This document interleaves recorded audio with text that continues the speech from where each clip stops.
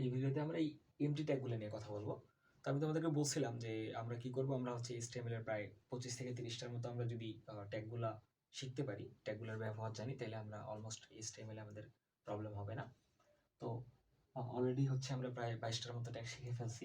Tag কীভাবে কী কী কাজ হয় আমরা ট্যাগগুলোর কাজ জানি। এইবার হচ্ছে আমরা বলছিলাম, তো আমাদের এই যে দেখো এই পাশে বেশ কিছু সুন্দর সুন্দর ট্যাগ লেখা আছে।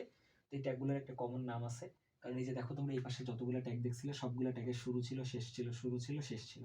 যেমন এই যে em/em, del/del, এই যে strong/strong, small/small, এরকম ছিল, শুরু এবং শেষ ছিল। কিন্তু এই ট্যাগগুলোর দিকে খেয়াল করে দেখো, এই ট্যাগগুলোর কি নেই, কোনো শুরু এবং শেষ নেই, জাস্ট এরা একলা একলাই, হ্যাঁ, কোনো শেষ টেস নেই। তো এই ট্যাগগুলোকে বলা হয় হচ্ছে এমটি ট্যাগ, হ্যাঁ।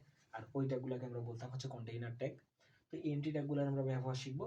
ধরো আমি কোনো একটা লাইন লিখতেছি, যে আমাদের শুরুতে যে ট্যাগটা আছে BR ট্যাগ, এই BR ট্যাগের যদি আমরা ইউজ দেখতেছি, ধরো আমি কোনো একটা প্যারাগ্রাফ লিখতেছি, তো প্যারাগ্রাফ লিখতে লিখতে আমি মনে করো আমার লাইনটা এই পর্যন্ত চলে আসছে, কিন্তু আমি চাই না এই লাইনটাকে আর কন্টিনিউ করতে। আমি লাইনটাকে এখানে ব্রেক করে দিয়ে এখানে এসে লেখাইতে চাই পরের লাইনে। তো সেটা যদি আমি করতে চাই, তাহলে এই যে এইখানে আমি যে লেখাগুলো লিখবো, লেখার পর এই যে এই লেখাটার পর আমি BR ট্যাগ ইউজ করবো, তাইলে সে লাইনটাকে ব্রেক করে দিবে, হ্যাঁ। ব্রেক করে দিলে পরের লাইনে চলে আসবে। তারপর এই যে এইচআর ট্যাগ কি করে, এইচআর ট্যাগ হচ্ছে এই যে হরিজন্টাল একটা লাইন ড্র করে। এইচ ট্যাগ কি করে, হরিজন্টাল লাইন ড্র করে, মানে কোনো একটা লেখার পর যদি আমি এইচআর ট্যাগ ব্যবহার করি, সে কি করবে, ওটার জন্য হরিজন্টাল লাইন টেনে দিবে। তারপর এই যে জিনিসটা আছে এক্সক্লামেশন সাইন, তারপর দুইটা ডট, এটা আসলে কমান্ড বোঝায়, বুঝছো। আমরা যদি আসলে অনেক সময় হচ্ছে কি করি, ওটাকে কি বলে, ওটাকে আমরা যেটা বলতেছিলাম যে কোনো যদি একটা সিঙ্গেল কমান্ড আমরা বর্ণনা করতে চাই, সেই কমান্ডটাকে বর্ণনা করার জন্য আমরা এটাকে ইউজ করি। তারপরে এই যে ডিপ, যদিও আসলে আমরা HSC তে খুব বেশি ডিপের ইউজ করি না এই ডিপ ট্যাগটা, কিন্তু হচ্ছে আমরা যদি আরেকটু ভালোভাবে ওয়েবসাইট ডিজাইন করতাম, তখন আমরা দেখতাম যে আমাদের আসলে ডিপটাকে প্রচুর ইউজ করতে হয়। ধরো এই যে আমার এটা হচ্ছে স্ক্রিন, এই স্ক্রিনটাকে আমি মনে করি ধরো কয়েকটা পার্টে ভাগ করবো, হ্যাঁ। তো এই আলাদা পার্টকে, মানে কোনো একটা পার্টকে আলাদাভাবে ডিজাইন করা অনেক ইজি। আলাদাভাবে ডিজাইন করলে জিনিসটা সুন্দর হয়। তোমরা নিশ্চয়ই দেখছো যে এটা একটা অংশ, এটা একটা অংশ, এটা একটা অংশ, এরকম সাব অংশে ভাগ করে নেওয়ার জন্য এই যে ডিপ, হ্যাঁ, ডিপটা একটা ইউজ হয়। তো যদিও হচ্ছে আমাদেরকে তো খুব সিম্পল ওয়েবসাইটের ট্যাগ লিখতে বলে, ওই কারণে আমরা কি করি না, আমাদের আসলে ডিপ ইউজ হয় না বললেই চলে। তারপর এই যে আমাদের একটা গুরুত্বপূর্ণ ট্যাগ আছে এইচ রেফ, কারণ আমি এটা এই জন্যই বললাম যে এ আর এইচ হচ্ছে হাইপার লিঙ্ক, আর RF মানে হচ্ছে রেফারেন্স। এই ট্যাগটা বোঝায় হচ্ছে কোনো একটা হাইপার লিঙ্কের রেফারেন্স। ধরো আমার কোনো একটা ওয়েব পেজ আছে, এই যে তোমরা অনেক সময় এরকম দেখছো না, এটা মনে করো একটা ওয়েব পেজে এরকম কোনো একটা লিঙ্ক দেওয়া আছে বা কোনো একটা লেখা দেওয়া আছে, ওটার উপর ক্লিক করলে তোমাকে নতুন আরেকটা পেজে নিয়ে যায়, এরকম ঘটে না? এটা ঘটে হলো, এটা ঘটার জন্য এই লিঙ্কটাকে এখানে ওয়েব পেজে তৈরি করার জন্য আমরা এই যে এই ট্যাগটাকে ইউজ করে থাকি, হাইপার লিঙ্ক রেফারেন্স যেটাকে বলে।